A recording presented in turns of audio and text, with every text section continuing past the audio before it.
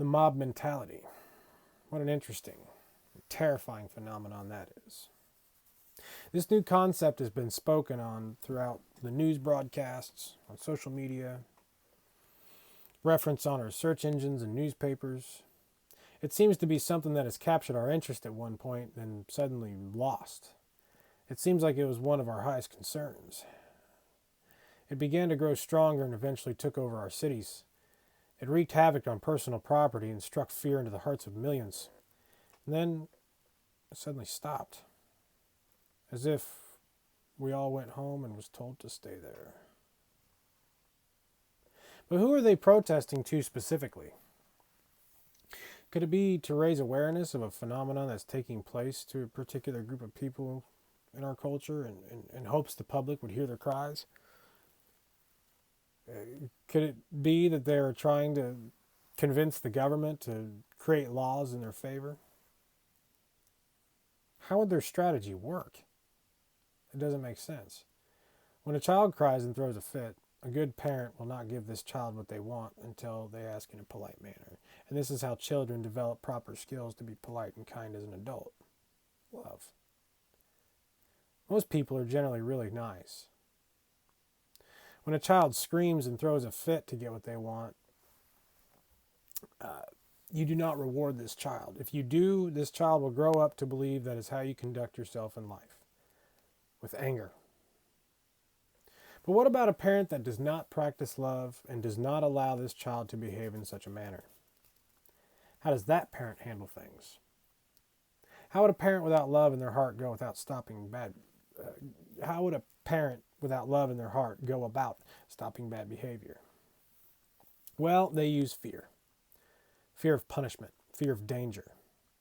This child will be fearful of the parent because they've been hit and screamed at too many times.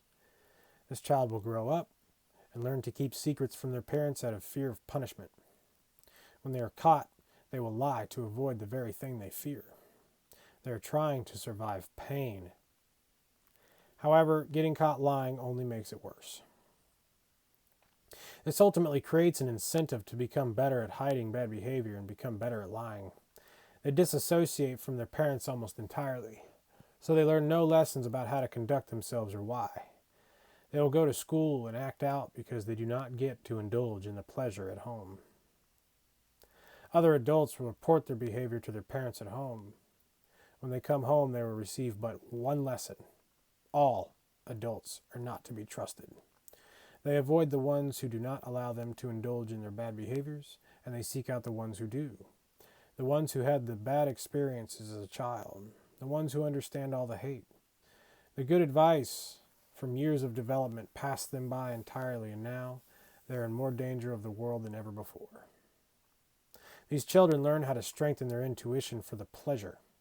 He is the beta. Intuition is the exact tool an alpha in the animal kingdom uses to guide his herd to food. But he is the alpha. He uses his knowledge for the survival of his own kind, a selfless use of his intuition. It's love. Only then can he enjoy the earned spoils. This child will become a part of a like-minded culture and develop different habits that could land him in jail or prison. Have you ever noticed there's a structure in a prison? There are leaders and there are followers, but they're all beta. They fight, sometimes to the death, to become the one who calls the shots, but they are beta. A real alpha uses his instincts to form a structure for the benefit of others and asks for nothing in return. The fight takes place and the structure is collapsing, and a new king must be crowned. These betas were once on the street. They are freed from their chains. When the justice gets served, 2 police show up. They can handle it. They can remove the danger from society. But what if there are thousands of betas becoming a danger to society? What if society is the danger? Well, the military won't attack the citizens they swore to protect, and the police don't stand a chance. So their weapons have to be stronger, and their tactics must be wiser. Only then will the fight begin. The beta wants to take the crown, but the alpha is already humbly wearing it. When man cuts a tree from the forest, mankind doesn't know. But when many men cut trees from the forest, all of mankind will suffer. It is of the greater good, a necessary evil, to use a chemical to douse a fire. This chemical will infect all those who stand in its way. The fire will be extinguished, but bystanders will suffer. The structure must remain intact. All that we have to work with is the structure and the taxes that drive it. The taxes in this country are supposed to be for the greater good. The taxes come from the people, and it is a source of charity. We should all put money in a hat to feed the needy and ask for nothing in return. This conduct is of a loving nature. Nobody likes the people in government, but if we cannot vote our way out of this mess, then we may as well at least try our best to trust the government and to trust that they know what they're doing. What good does it do to scream at your source of the news? What good does it do to dishonor others? What good does it do to collectively hate? This is a mob mentality. This is dangerous to ourselves. What is a mob mentality? You ever notice that when somebody destroys something you already hate, you kind of get a tingly sense of pride, get a little something? Now, if you're given the opportunity to destroy that same thing, you probably won't do it. Maybe you don't want to, you're not brave enough. But what if another person was with you? Maybe you might, but you'll run away. You've been given a bit more courage than you had before. What if a few more people were with you? You might still run, but you'll feel a bit more justified and a lot less fearful. You might even laugh. It's not that big a deal. You're making memories together. But what if you were surrounded by thousands of people that were burning down buildings and tearing cities apart? You would feel powerful and raging with a hateful energy that compels you to drive harder and further. You would feel no shame. You would feel courageous. You would feel a rush come over you that you have never felt before. This is an energy, a very real hidden energy that falls on you. This is an uncontrollable power that controls you to do something selfish to harm others. This is the power of the beta pleasure. This power is our destruction. This power is what's going to end mankind. This is the power that gives our military members the strength to survive in the heat of battle. The bloodshed is death. They will follow orders to kill others who follow orders to kill others. They believe what they're doing is right, and so does the enemy. They've been trained to believe that what they're doing is good for their own family, a twisted and manipulative tactic. It's what gives them the incentive to follow the orders. They're led blindly to this uncontrollable power that makes what they do possible. This power is felt by the 1%, the richest of the rich. This power can be used to control and manipulate others, destroy lives for the sake of profit and control. This power is for self-gain, and it always harms other people. And it's like a drug. It's addictive. And the more you use it, the weaker it becomes. So you must chase the dragon and try harder to feel its power again. This is how we end up with people who own hundreds of billions of dollars. Some billionaires don't know that they're compelled by this power. So their riches are of no fault of their own. But some do. And those who do, they teach their knowledge of this power to another. And they hold these meetings in secrecy. And like many drug addicts chasing the dragon, sometimes that means upping the dose.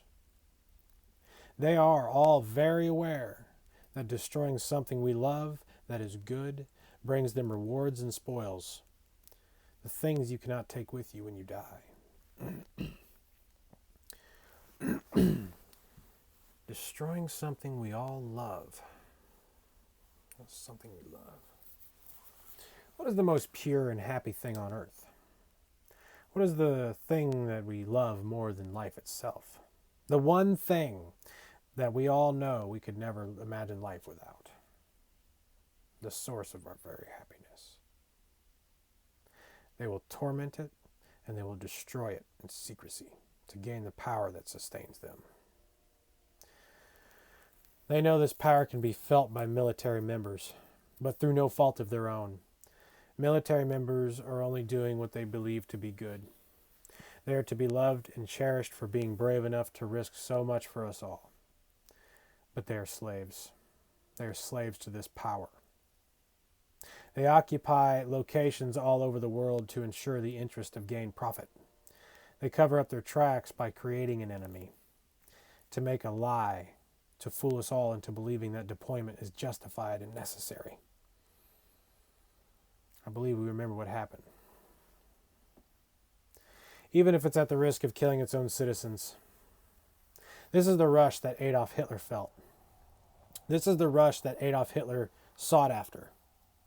How could you start off as a no one, rise to power, build an army, and convince them to kill 6 million people unless you were given a twisted power that breeds manipulation and corruption?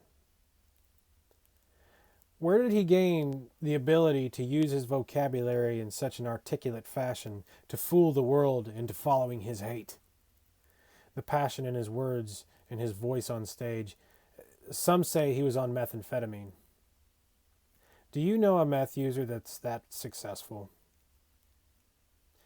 If this practice is done by the 1% in secrecy, then its power is a secret. He was not using methamphetamine. This was a cover-up. That feeling you get before you explode with anger. That feeling you get before a fist fight. That feeling you get right before you get high for the first time. That feeling you get before making a move on the woman you're cheating on your wife with. This is the power I'm talking about. This power can be harnessed and used. It lives in all of us. It gives us courage to do that wrong thing. Dormant as we ignore its true purpose. To use it, to use it is to use it with a selfish purpose. It only harms others. It comes to us instantly, and if you harness this power, it speaks lies in your ears. And the longer you use it, the weaker it becomes. It makes you chase it more. But for every action, there is an opposite, and in this case, not equal reaction. Where there is a yin, there is a yang. A hot, cold, good and bad, young and old, big and small.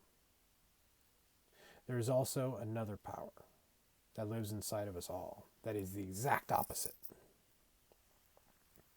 To use it, it must be used selflessly.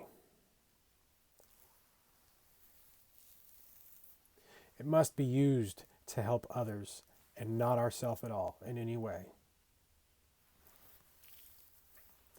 It comes to us slowly. You cannot harness this power. It harnesses you, but only if you allow it to. It does not chase you, but it wants you to chase it. It will speak truth to you.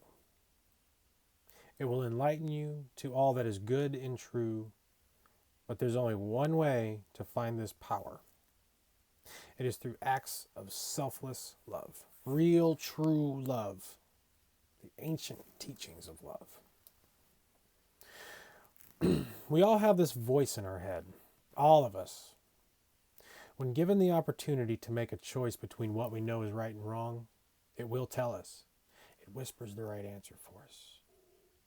This is that voice of truth. When we accept that voice and listen to it, that voice will grow louder and its wisdom becomes deeper and stronger. It begins to trust you like a new friend, telling you deeper and deeper and deeper secrets. This power can be accessed by practicing love. Real love. If everybody collectively loved, we would start a new mob mentality, a powerful mob mentality, and we could create the world, not destroy it. But this journey can only start with you at home. And if we want the world to be a better home, our home must be a better world. You must seek wisdom from somewhere. You must learn what love truly is and apply it every day, every chance you get.